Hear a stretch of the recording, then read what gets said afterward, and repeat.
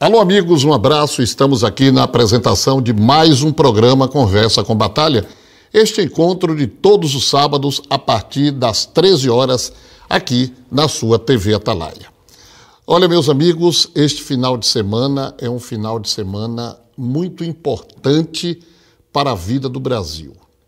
Amanhã está programado um dia de protestos contra a situação do governo federal, a situação do que aí está.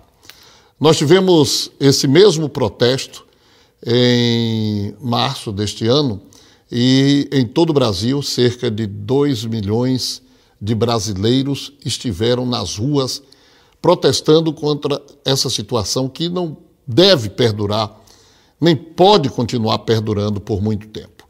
Uma solução tem que ser encontrada, algo tem que ser feito, porque do jeito que está, não dá. O país vive em crise, aliás, uma história já anunciada. Estados e municípios vivem à míngua, estão com a cuia na mão, na porta do mercado, pedindo esmola. E essa tragédia foi uma tragédia anunciada há pelo menos 10, 12 anos e ninguém ouviu.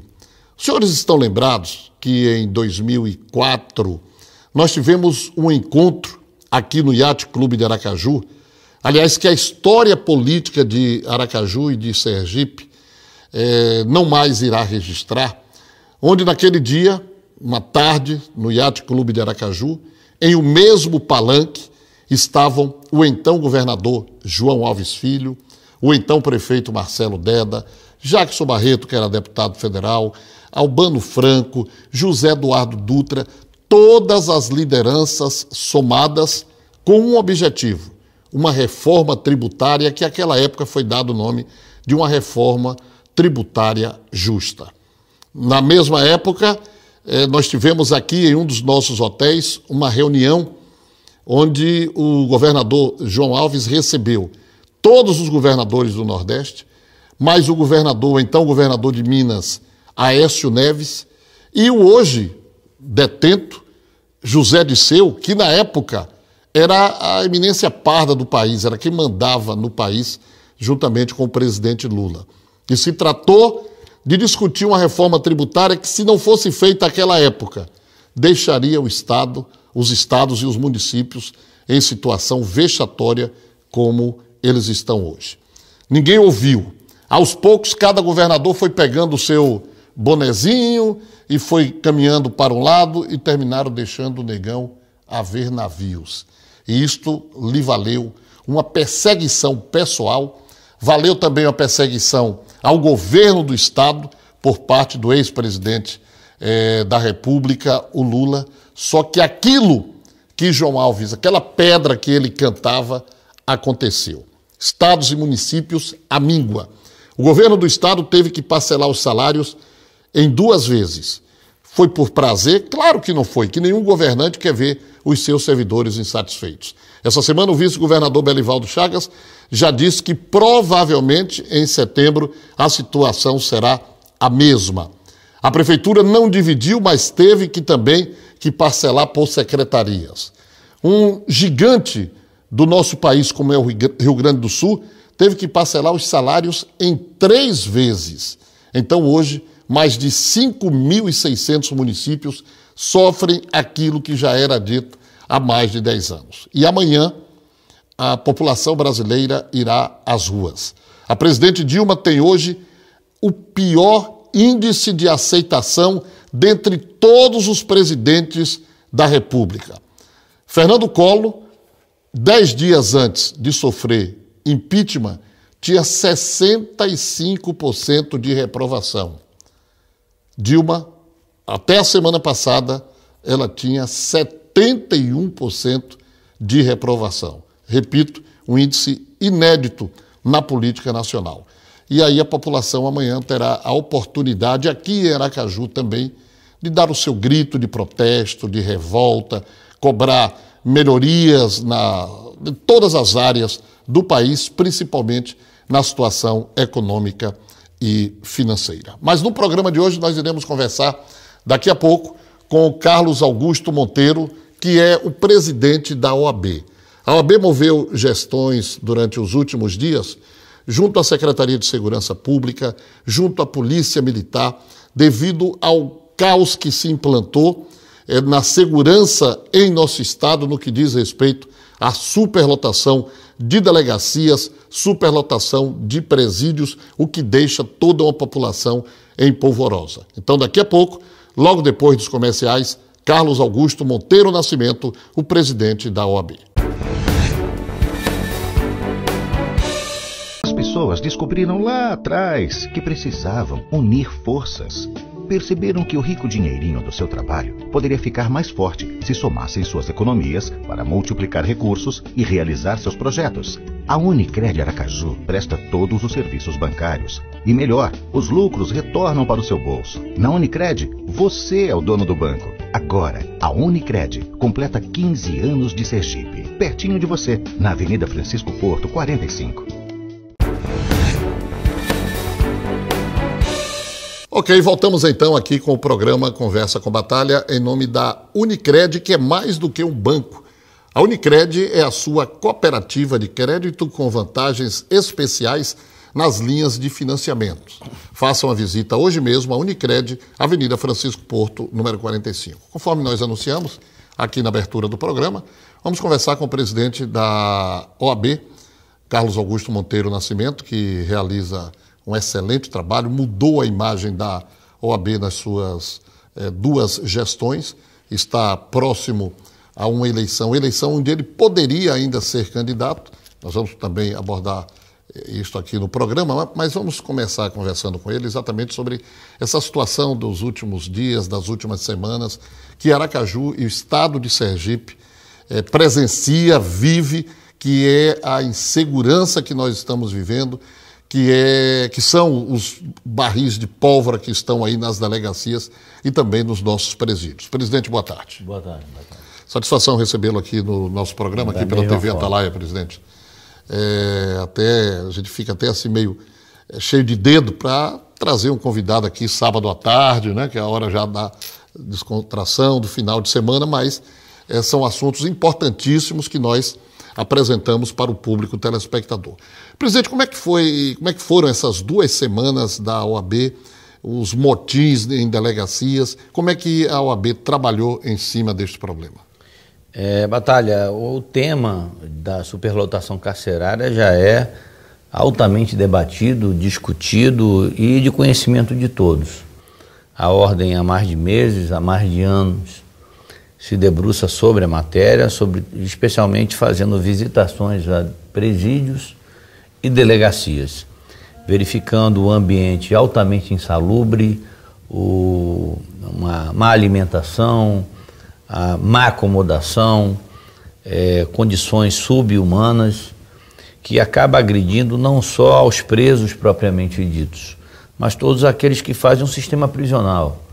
Um agente policial, um agente carcerário, um próprio delegado de polícia, vivenciando todas aquelas mazelas, é claro que algum abalo psicológico acaba também incorporando. E claro, a iminência de sofrerem algum tipo de risco, algum risco à sua integridade física. Então, quando a Ordem dos Advogados, através da sua Comissão de Direitos Humanos, realiza esses encontros e essas visitas, ela não se preocupa, claro que exclusivamente com os presos. Direitos humanos acaba perpassando por todos aqueles que se envolvem em todo esse processo.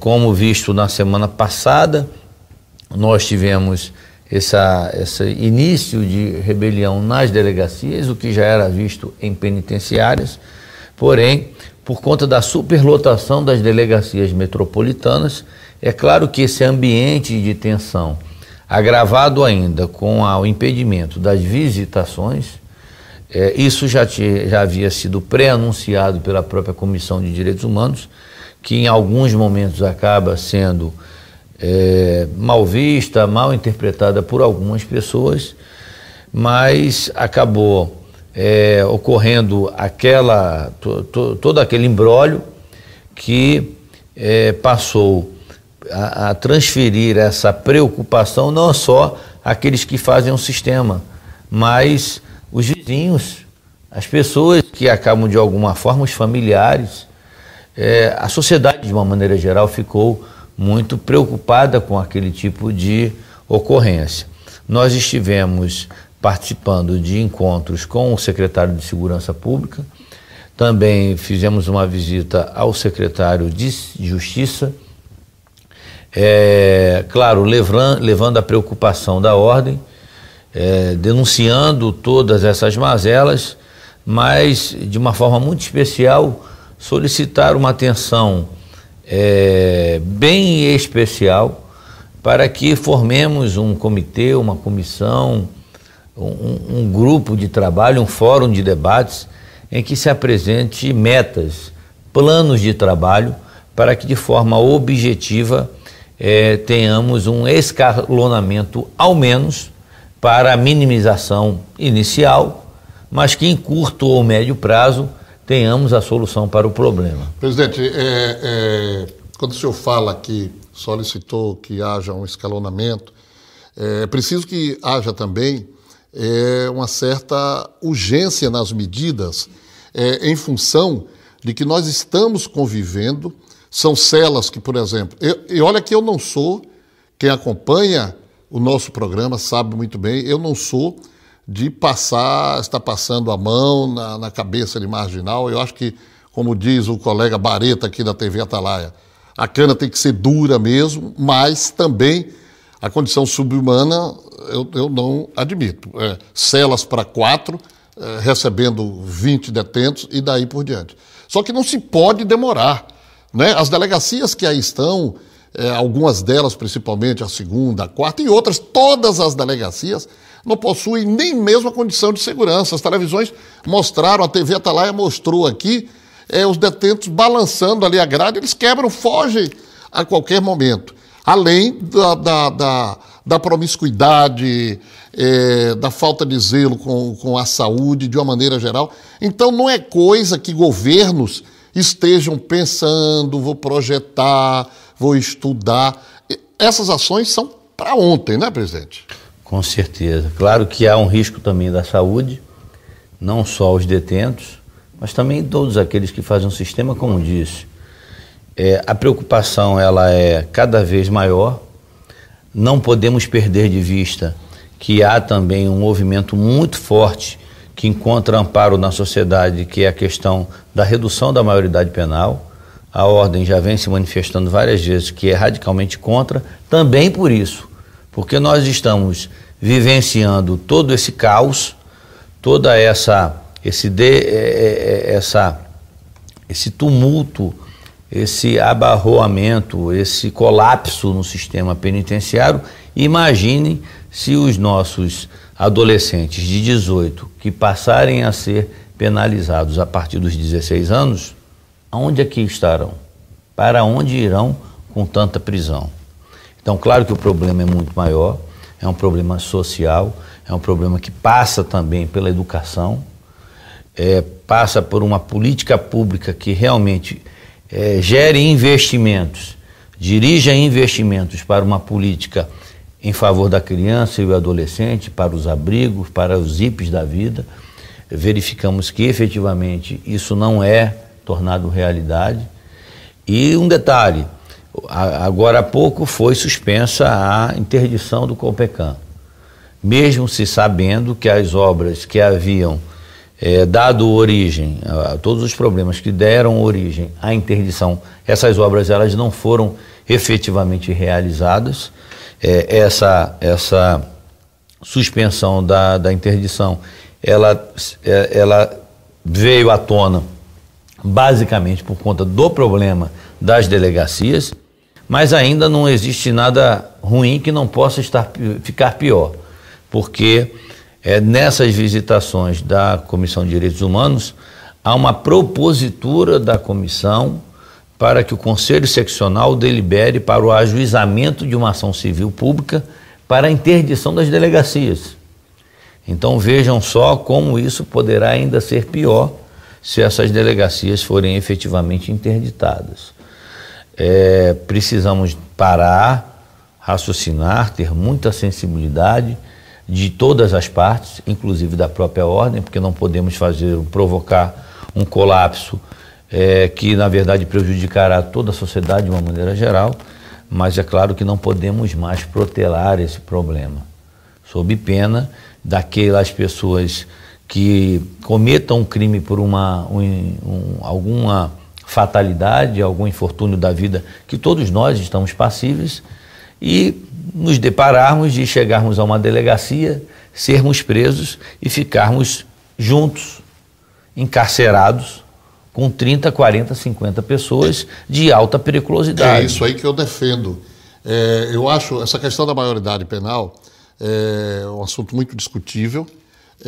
Por exemplo, o senador José Serra fez uma propositura que eu acho que é muito interessante. Ele diz não ser favorável à redução da maioridade penal, mas ser favorável à ampliação da penalidade, né, sendo nos centros, tal, porque é inadmissível um sujeito com 16 anos, 364 dias, matar uma pessoa com 17 anos, e um dia depois ele está livre, né? Então isso aí é totalmente inadmissível. Então penas devem ser propostas para isso, como também o encarceramento de um ladrão de galinha, né, com um homicida desses já irrecuperáveis, bárbaros, frios, eu acho também que é inconcebível. Mas isso é uma questão de discussões longas e não a que nós puxamos agora, que é a questão das ocupações aí de delegacias e presídios sem as mínimas condições, né, presidente? Tem um detalhe nisso tudo, que a prisão, ela também busca a ressocialização do preso, como também os abrigos, essas unidades de internação de crianças e adolescentes, elas buscam a ressocialização. E nós sabemos que nenhuma dessas unidades recuperam absolutamente alguém. Muito pelo contrário, acabam sendo faculdades e cursos de pós-graduação para aqueles que ingressam no crime. É importante também citar, Batalha, que nesta última semana nós tivemos a grata surpresa de termos aqui em Sergipe, aqui em Aracaju, a visitação de membros da ONU, e no domingo à noite nós jantamos com os representantes da ONU, oportunidade em que relatamos todos esses episódios e o extrato dessas visitações, e entregamos pessoalmente o relatório confeccionado pela Ordem, o que nos dá uma certa expectativa, um novo horizonte de que as coisas podem efetivamente melhorar, mas é apenas uma expectativa. Muito bem, eu vou chamar o bloco comercial e no retorno eu irei conversar com o presidente da OAB sobre a sucessão à presidência da Ordem dos Advogados do Brasil, eleições programadas para a segunda quinzena do mês de novembro. Eu vou e volto. As pessoas descobriram lá atrás que precisavam unir forças. Perceberam que o rico dinheirinho do seu trabalho poderia ficar mais forte se somassem suas economias para multiplicar recursos e realizar seus projetos. A Unicred Aracaju presta todos os serviços bancários. E melhor, os lucros retornam para o seu bolso. Na Unicred, você é o dono do banco. Agora, a Unicred completa 15 anos de Sergipe. Pertinho de você, na Avenida Francisco Porto, 45.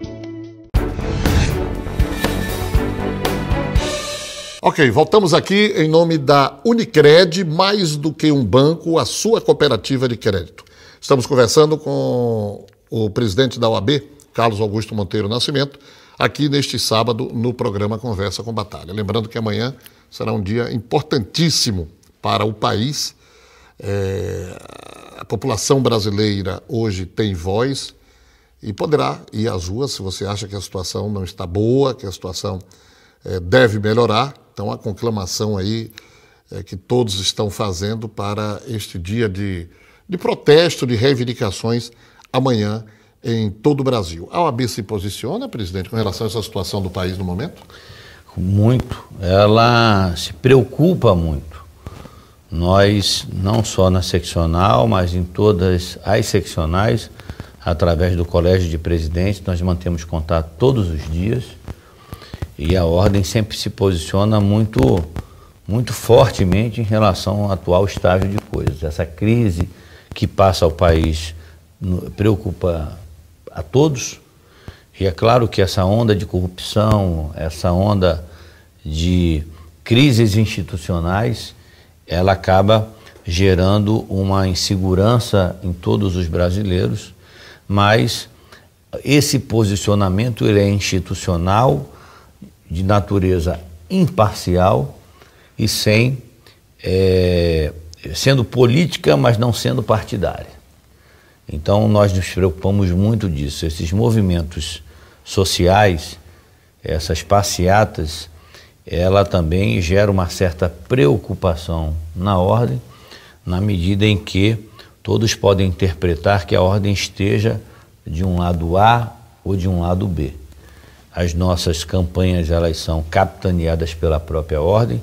Nós temos diversos movimentos de combate à corrupção. A Ordem, ela está associada à CNBB, aqui no caso em Sergipe ao CONAL, ao Conselho, no caso do Conselho Federal, o Conselho Federal de Contabilidade, que também é um eterno parceiro da Ordem, aqui o CRC, e promovemos diversas campanhas, a exemplo até do período eleitoral, que existe um movimento de combate à corrupção eleitoral, fazendo inclusive incursões nas sessões eleitorais, fazendo também uma fiscalização paralela com os órgãos de controle, para coibir a compra e venda de votos, abuso do poder econômico, a utilização da máquina administrativa para um determinado candidato.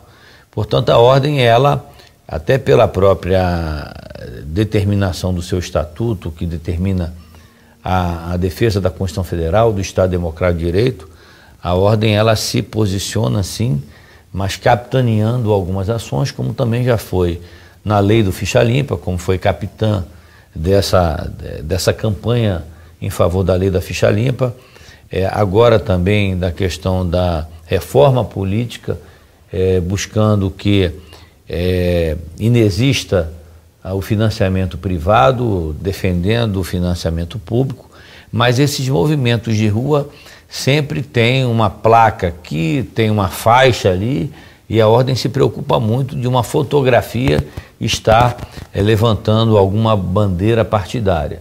Nesse momento que se fala também muito em impeachment, em algumas movimentações contra o presidente da República, a Ordem, como também foi uma das líderes do movimento do impeachment do governo Collor, ela também aguarda o amadurecimento dessas questões, provas contundentes, para que efetivamente decida qual é a linha que irá adotar. E as seccionais andam sempre discutindo uma com as outras, mas sobretudo sobre a liderança do Conselho Federal. Muito bem, porque com o excelente trabalho desenvolvido à frente da OAB e tendo direito a mais uma eleição, o presidente Carlos Augusto abdica dessa condição e lança uma outra chapa? Primeiro que, apesar de ser muito honroso comandar a Ordem defender todas as suas bandeiras, é uma satisfação muito grande. Diuturnamente nos envolvermos nas questões afeitas à advocacia e também em defesa da sociedade. É muito honroso. Porém, também há muita renúncia. A renúncia do contato familiar diário, há também uma dispersão e um afastamento natural dos afazeres profissionais, dos nossos escritórios. E também acho que o ponto central para não nos envolvermos mais diretamente para uma empreitada de um terceiro mandato é que a história e a história da Ordem não pode ser diferente, é formada por ciclos. Tudo é um ciclo da vida. Então eu entendo também que a Ordem deve ter ciclos, que cada um dê a sua contribuição, cada um dê o seu máximo, dê o seu pedaço de contribuição, mas tudo passa. Então eu acredito que 31 de dezembro passa a minha fase de gestão da ordem, oxigenando a instituição, dando oportunidade para novos valores, novos nomes, novos personagens que tenham igual ou até maior capacidade do que nós para desenvolver um bom trabalho. Nós sempre dizemos que nós temos o compromisso de deixar a ordem melhor do que nós deixamos. Então, o meu compromisso é deixar a ordem melhor do que a recebi, e o compromisso do futuro gestor, com certeza, é fazer muito mais do que estamos fazendo. Muito bem. Quem é o seu candidato ou a sua candidata? Na verdade, há 3 pré-candidaturas postas em todos os noticiários, através de reuniões que estão sendo realizadas. Tem a pré-candidatura de Roseline Moraes, que é a secretária-geral adjunta da Ordem, atual diretora e presidente da Associação dos Advogados Trabalhistas. Ela conta com o apoio da diretoria da Ordem. Tem também a candidatura, a pré-candidatura do ex-presidente da Ordem e atual conselheiro federal por esse alinhamento, o advogado Henrique Clay Santos Andrade, e também há comentários pelo noticiário do advogado Emanuel Cacho. Todas as candidaturas legítimas, todo e qualquer advogado que preencha os requisitos bem estabelecidos no nosso estatuto podem se incluir nesse rol e colocar o seu nome à aprovação dos associados, dos advogados. Portanto, como você anunciou, nós teremos eleições na segunda quinzena de novembro, e os registros das candidaturas serão realizadas a partir do mês de outubro. Na última terça-feira foi o dia do advogado. Eu quero daqui, inclusive, transmitir o abraço e os parabéns a todos os advogados, em especial a minha filha, Carla, que é advogada, e minha nora Elisa, também advogada, e a OAB, como sempre, comemorou e registrou com mais uma solenidade de entrega de carteiras e eventos outros, né?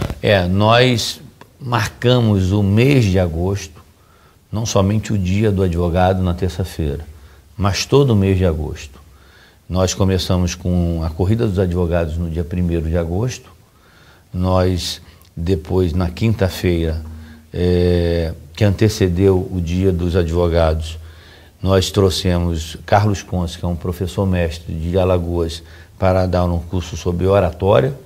Na segunda-feira, que também antecedeu a entrega de carteiras, dia 10, realizamos um curso sobre precificação de honorários, com a advogada Beatriz McNick.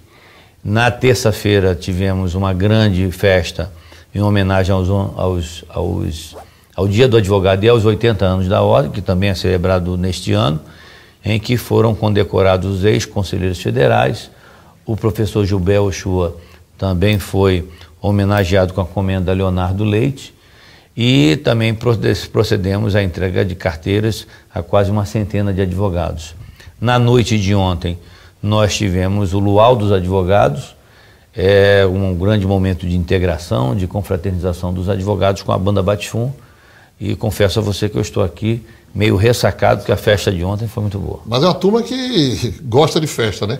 Gosta. Turma de advogados. Gosta. É importante mesclar eventos científicos, eventos esportivos e eventos festivos, em que é uma grande oportunidade para nos encontrarmos com toda a classe. Muito bem. Eu quero agradecer a presença de Carlos Augusto Monteiro Nascimento, presidente da OAB. Já vamos agendar aqui futuramente a presença da candidata de situação da OAB, a Roseline, né?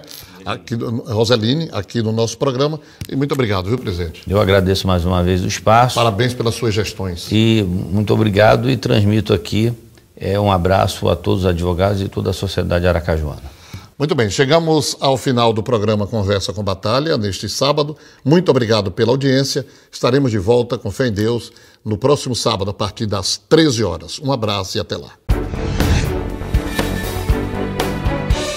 As pessoas descobriram lá atrás que precisavam unir forças, Perceberam que o rico dinheirinho do seu trabalho poderia ficar mais forte se somassem suas economias para multiplicar recursos e realizar seus projetos. A Unicred Aracaju presta todos os serviços bancários. E melhor, os lucros retornam para o seu bolso. Na Unicred, você é o dono do banco. Agora, a Unicred completa 15 anos de Sergipe. Pertinho de você, na Avenida Francisco Porto, 45.